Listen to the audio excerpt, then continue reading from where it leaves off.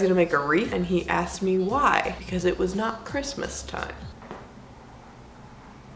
Today I'm going to be showing you how to make this super easy and fast spring wreath. For this you're going to need a wreath ring. I have no idea what these are called, but I know that you can get these at Joann's or Michael's or even on Amazon. You're also going to need some wire and some wire cutters and a bunch of foliage. And a hot glue gun is optional but recommended. For the flowers, you do not need as many as I ended up buying. If you wanted to do a super minimal wreath, you could just buy even like 1 or 2 plants and just do this on a corner. I've seen some really pretty ones that only do 1/3. You could do half, you could do 3/4, you could do the whole thing. It's a do-it-yourself. But if you are going for something a little bit more elaborate, I would just get some really basic greenery, some smaller sort of accent pieces, and then some large and some small flowers, just so that you have enough variety to really fill this out. So pick whatever colors and kinds of flowers that you want. Honestly, what I did is in the store, I just put everything together like a bouquet, and if it looks good like that together, it's probably gonna look good on your wreath. So if you're fancy, you could get one of those fake flower cutting scissors. I just use the wire cutters, but use these to trim the flowers into smaller individual pieces. Remember that you can always cut off more, but you cannot reattach things. Make sure that you're leaving enough on there, especially if there's a stem, so that you can attach these, because everything is going to be attached with a wire. Lay down your wreath and start kind of getting an idea of how you want things to be placed. I suggest doing this in layers of the kinds of flowers that I just talked about. So start by just laying out your greens, which is going to be the base. Once you like how that looks, take your wire and literally just wrap this around the flowers,